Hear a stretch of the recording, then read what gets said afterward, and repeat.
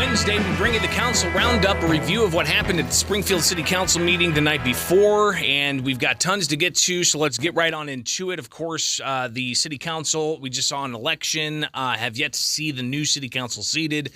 Even the Mayor-elect, Misty Buscher, getting ready to take over that office from Jim Langfelder, but that transition has yet to happen, will happen in the weeks ahead, and of course, we'll watch as the makeup of the Springfield City Council changes. But things were, chugging right along last night, and a lot to cover, including the ongoing questions that there are about the Legacy Point Shields Sports Complex in Springfield that has yet to be shovels in the ground. So we'll get updates on that. They did approve the change in an agreement for that project. So we'll hear some of the concerns there were, but also a lot of the aspirations there are. And what a lot of people say is going to hopefully calm the skeptics down who said for years this thing is a pipe dream. It's never going to happen. They're never going to actually build it. So will they actually build it? We shall watch that closely.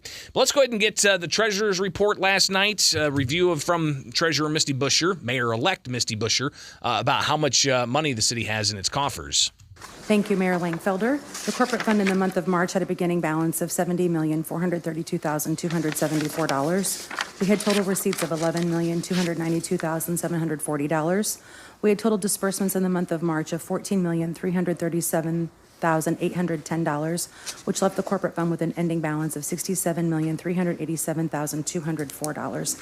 Of that ending corporate fund balance, Mayor Langfelder, your ARPA fund balance included in that is $21,599,047. This concludes my report, Mayor Langfelder. So a lot of money in city coffers, $67 million, and $20+ million is from the COVID-19 relief that the city got.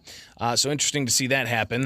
You also had a presentation at the State House last night from the architect of the Illinois State Capitol. Andrea Eckert was there to tell Springfield aldermen and the mayor what's going on in downtown Springfield at that Illinois State Capitol. If you live in Springfield, you've seen all kinds of activity. Well, here's kind of an overview of what's going on there. A cost, again, of $240+ million in state dollars. However, the renovations that we're doing to date is the largest that's ever going to be done. And it's going to have a huge and significant impact on both our visitors of Springfield, local citizens of Springfield, and hopefully tourists from across the U.S. Now, she went on to say that they're doing similar renovations than what they did just a handful of years ago. And at that point, we had goals and objectives, and those same goals and objectives are really for the north. They include life safety improvements, so fire alarm upgrades, fire sprinklers. About half the building currently doesn't have sprinkler coverage, so it's in the state's best interest to make sure that we fully cover that building in case of an emergency. And even more being said about the project.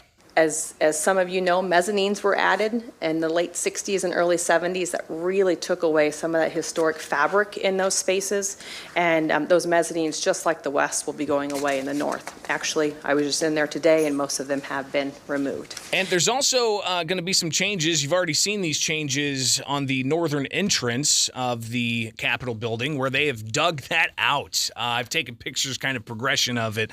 It's incredible how much they've dug that out and how much you see of the original foundation of the Capitol that was built 130+ years ago. Think about that. The Illinois State Capitol was built 130+ years ago, and they're just continuing to maintain it. Now, the price tag, again, for this round is $240 million. That includes some significant upgrades, including upgrades to the northern entrance to make a smooth visitors entrance for the Illinois State Capitol. Here's, again, the architect of the Capitol, Andrea Eckert, talking to the City Council last night. So a place that kind of greets people with open arms, allows those excited school groups to come into the Capitol building, the rally groups that we see here, grace us with their presence in Springfield, and just to allow streamline people moving through the building, which will also include a new tour guide video room. Just like other landmarks, you can go and sit down and watch a short clip about the history of the building. So another addition that's being added to the Capitol complex here as they continue the ongoing renovations and making sure that you get updated because it's your tax dollars paying for it. Another addition is a underground conference center of sorts. We will also be adding a new underground conference center. So hopefully we can offer space to the public for a meeting space, additional space for both the legislative and the executive branch to be able to meet. And then with that also comes a new underground parking garage. As we move towards trying to incorporate a lot of parking underground and just gain that valuable green space close to the state capitol building, we want to try to remove some of that on-surface parking. There's also some significant changes to the northern entrance driveway, and that was for security reasons, she said. We've had many security consultants over the years tell us that that north drive is just too close to the building. We want to make sure that people who visit and work in the building stay safe. So again, they're also, essentially making some walkways that are handicap accessible and ADA compliant. That's another major thing that they're focusing on when it comes to the changes they're making.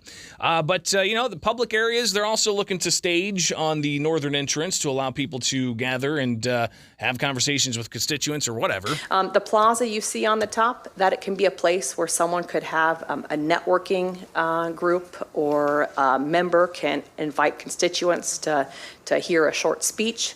Again, just trying to incorporate more public space areas for meetings and impromptu discussions. But the look is still going to stay mostly the same.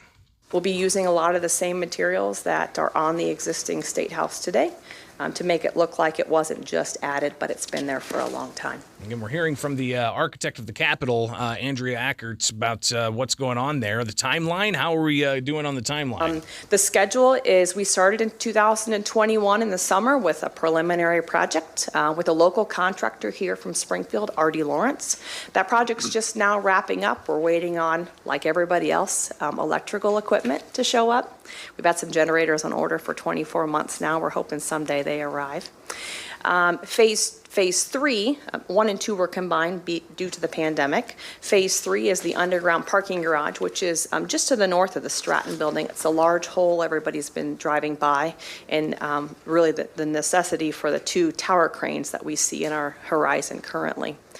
And then phase 4, which is our final phase, is the full north wing and that new underground conference center and the new visitors entrance, plus a renovation of floors 6 all the way through to the basement. And there were questions about the timeline of all of this.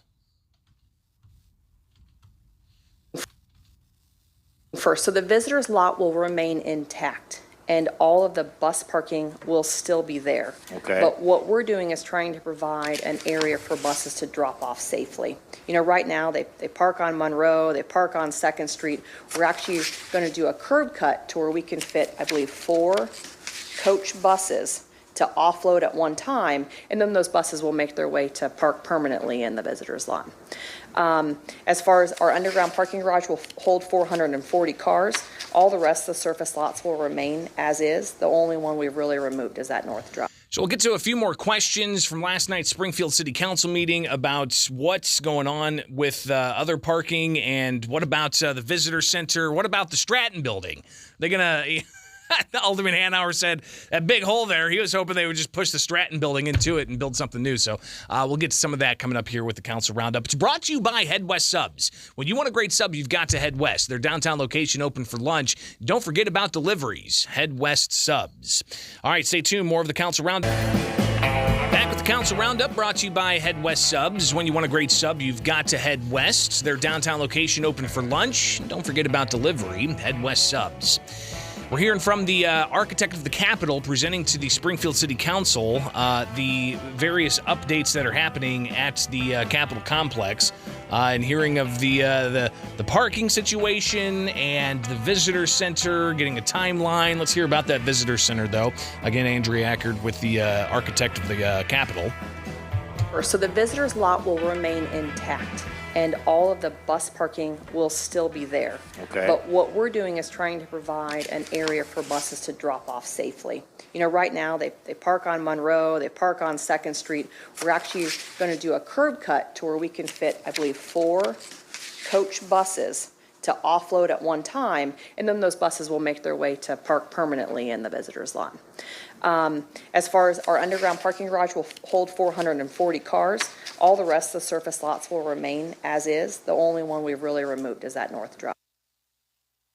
For those of you who are familiar, the visitor center is on the far western side of the Capitol complex. But there's so much that downtown has to offer, and especially with the renovation of the Armory building. So it's our plan to incorporate the visitor center now within the Armory. So she goes on to talk more about the various plans there are, including some questions here about the visitor center and where that's going to be. But Alderman Hanauer, he chimed in with an interesting observation he was hoping to see ultimately happen with this project when he saw the big hole outside of the Stratton building. I thought originally when you were building the hole, you were going to throw the Stratton building in it. That would have been nice, but I think this is great, and I appreciate it. Appreciate the presentation. Others getting their questions in as well, including from the various alder people. Alderman Gregory jumping in. There were questions about dust being kicked around, and they're bringing in some various machines to help clean up that construction dust. But Ackert also gave a little bit of an idea of what's going to happen with the Stratton building, because that's one thing you hear all the time is the Stratton building is old, it's gross, they don't like it, people don't like working in it. What's going to happen with the Stratton building? We know that soon the Stratton building is going to come down, but I can't put a date to it until I receive the funding. Obviously, a new building has got to go up before we can remove 1,200 people from the Stratton. Ideally, we hope to build a new legislative office building where all the gravel lots are to the north of Monroe. At that point, parking will be shifted probably more underground than where the Stratton is currently, and then that should free up some space around the Armory potentially for some visitor spots. And ultimately, she said that she needs the money to do all of this. Alderman Williams had a question about a parking lot that's just south of the Capitol. It's a big empty lot that's been there for years. I want to say it's between Cook and Edwards, maybe. Yes, that's correct. Is there any plans for that great big lot that's been empty all these years that go along with these plans? It is owned by the Laborers Union Pension Fund. At some point, I think the state would be interested in purchasing it, but I don't have any plans as of right now. So that's an update of the $240+ million work that's being done at the Illinois State Capitol. Your tax dollars from the Rebuild Illinois program, where he increased gas taxes, and there's even some gambling money that goes into that, as well as other fees and tax increases and so on. $240+ million is right here in the State Capitol, and the State Capitol just wanted to update the Springfield Alder people as to what's going on with that project right in the smack dab middle of Springfield. All right, coming up, we'll talk about the Legacy Sports Shields Sports Complex, the Legacy Point Shields Sports Complex. The Springfield, biggest ever dome in the country, in the world, the Legacy Point Sports Complex from Shields in Springfield. We'll talk about that next year on WMAY. Stay tuned. It is the Council Roundup. I'm Greg Bishop on 92.7 WMAY, Springfield's News and Talk. Council Roundup is brought to you by Head West Subs. 92.7 WMAY. All right, we got way too much to get to here with the Council Roundup. It is Springfield's Morning News. The Council Roundup brought to you by Head West Subs. When you want a great sub, you've got to head west. Let's get right back into it. After hearing about the updates to the Illinois State Capitol, let's now find out whether or not the City Council is going to approve a new agreement on a sports complex at Legacy Point, which is the southern part of town. And they had Ryan McCready there, who is with the Salmon Growth Alliance, ready to talk about this updated agreement and field a lot of questions. Good evening. I'm Ryan McCready with the Springfield Salmon Growth Alliance. I don't have much new to present to you tonight. Not much has changed since your meeting last week, which I think is a good thing. So McCready, he laid out the benefits to all of this, how it's been a long time coming. It's been a couple years of discussions about getting the project to this point. We're very excited about it. The interest that has shown this entire time has grown, and it continues to grow. And he went on to talk about some of the other aspects of this coming together. The dome will set it apart from other sports complexes with the largest sports dome in the world. That dome is constructed in a manner that has a metal mesh that helps support that dome. And we were informed that a dome that was constructed in the same way went through the Category 4 hurricane in Miami and was able to handle that storm. Now, we seem to test wind shear about every week here right now, Yeah. it feels like, or multiple times a week. Right. And I understand that, but the dome is fully insured and has warranties attached to that. And Mayor Langfelder, he had just one point of clarity on the wind speeds that this dome, the world's largest sports dome that they anticipate here with the Legacy Sports Complex there at Legacy Point. Here's the mayor asking Ryan McCready about that particular issue. It will withstand up to 125 miles per hour wind. That's right, yeah. And then the highest in Springfield's been like 97. 97 miles an hour, I think, in 1959. 57. I was close. 1957. Thank you. Alderman Gregory? That's not a challenge, Mother Nature. No, We're not looking to challenge that this week or this weekend anytime. So please remember that. Brian, just knock on the wood when you Yeah, say there you go. He knocks on wood. All right. So Alderman Sean Gregory, he had some concerns about youth access to this, and he says that he's proud to say he's going to support this now. I remember as a young kid always going through and being places that I shouldn't be, and I don't want them to be looking through the fence. I want them to be allowed through. So that's the only reason I'm passionate about this, and I look forward to voting for this tonight, as I was original no vote. So I appreciate it. But while they may have swayed those who were once opposed to it to jump on board with it, Alderman Joe McMiniman not very much a fan of this overall idea, and he laid out a whole host of concerns. My concern remains I was a no vote the last time when the subsidy was $36 million, and now it's $45 million. We've never had a subsidized project at this level. It's a complicated project from the point of view of the redevelopment agreement. There is risk to the city depending on how the bonds are written and the terms to the bonds. There's a great deal of oversight that needs to take place with all the contractual terms. So again, Alderman Joe McMiniman, he's done that before. He's brought props to the council to highlight, for instance, unfunded pension liability. And he held up a sign last night, said $45 million, and that's how much the subsidy, he says, is going to be, the city's on the hook for. And he laid out a bunch of his concerns, including just the various legal loopholes that there might be in all of this and how those are defined. As an attorney, there's legal tripwires all over this agreement because the city can terminate funding at any point in time with a whole number of different triggers.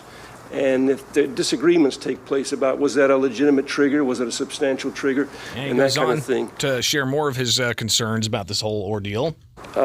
Again, government shouldn't be in the place of guaranteeing private profit and avoiding private loss unless it's really an activity crucial to the city's core mission.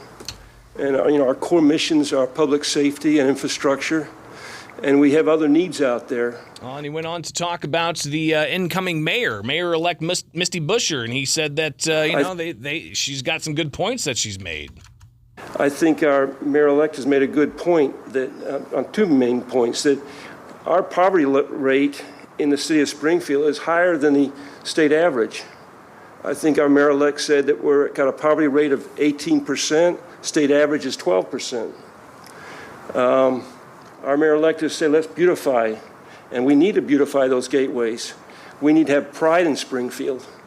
And when you come in from many of the gateways, you're going through a depressed, neglected area of Springfield. So I've got a problem with this kind of subsidy for an area that it's an activity that doesn't really help our neighborhoods, in my opinion. And McMiniman went on to share a whole host of concerns. He talked about how this is a very large subsidy that's being let. He talked about how he wanted more research into the overall questions of the subsidies and the impact of the various tax increases that there were.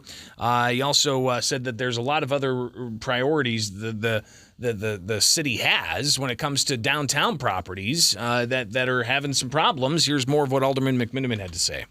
What do you think the subsidy was for Hy-Vee when Hy-Vee came in 10 years ago? Well, he didn't know, but the subsidy was $3.5 million. And that was to really improve the neighborhood. Why? Because we had a grocery store desert there. And McMiniman continues. So getting back to Hy-Vee, that was a $3.5 million subsidy. I don't think we've ever had anything close to this kind of a subsidy. I think the hotel motel tax monies would have been better spent, the gateways into the city, downtown. And also, he wants to focus on other priorities downtown. A 11-story Ridgely building that's going to have to be vacated. They shut off the natural gas there. We've got a number of large buildings downtown that need attention. And we take this subsidy from hotel motel taxes, and it's not going to be available for the more strategic needs of the capital city. And he continued to hold up that sign for $45 million. This is the problem I've got with this. $45 million of subsidy over the next 23 years. When there are other areas of our town that need the help, our gateways need the help, and downtown needs the help with that hotel motel tax. So. But Ryan McCready, he wanted to react to everything that Alderman McMiniman had to say about the whole project. When we look back compared to before the pandemic, we have 2,000 more people employed in this metropolitan area than we did before the pandemic. And I just returned from the biggest conference of site selectors in the country. And when I told them that our workforce has grown by almost 2% compared to before the pandemic, they said that is rare. That is a rare situation around this country. But McCready went on to discuss a variety of other responses to Joe McMiniman and then talked about the overall financial impact, what kind of questions there are about that. The economic return has to be there, or the developer doesn't get the money back. It's not only as the market analysis showed that, but the developer's analysis has showed that, and trust me, the banks that want to finance this thing are going through it with a fine-tooth comb also to look at that. So Alderwoman Conley, she had some questions that she wanted to raise about all of this as well and make sure that it was clear she supports this move. There are more walls in here than even I realized at first. I've gone through it again and a little more slowly, and I'm comfortable with this agreement. We have to take chances. You can't cut your way into and reduce your budget into and grow a city. We're making a big investment in our city. We're telling people this is a great place to come for a variety of reasons. I'm excited to see a reason for people to come here that's not, again, no offense to the Capitol architect, the General Assembly or Abraham Lincoln. But there were also, questions about the timeline. Alderman Donnellan raising those questions. And go. After that's signed, when will construction start? Once that's signed, I believe they have 90 days, correct? Mm-hmm. To begin, so to secure the financing and start construction. So the developer, the prime time to move dirt in Illinois is May 15th to June 15th. So and the first part of that process is to move those things. Theoretically, we're 97 days away from this getting off, or in the ground, off the ground, however you want to look at it, and that's important. 97 days. Alderwoman DeCenso says, well, it's been 5 years. Sports tourism is a real thing. Right now, we cannot provide that. We can't do what we've always done and expect something different. And not to state the obvious, but a grocery store is not a sports complex. She also talked about the ups and downs this project's had all this while. There have been people storming out of rooms. There have been raised voices. There have been ugly comments, there have been nasty fights, and we're here and we're going to pass this tonight because it's right for all of Springfield, not just Ward 6. It's right for everybody. Show a lot of passion. And if I don't get invited, yeah, post sitting in this chair to dig that dirt up, you're going to hear it from me. I'll stalk you. And I will too. So obviously a lot of questions about how this is going to advance after they, of course, did advance it. But you had Alderman Hanauer, I think, really make a clear point here that this is going to, once they get the shovel into the ground, this is going to allay a lot of those skeptics out there who have been skeptical that anything like this is actually going to happen. So here's Alderman Hanauer.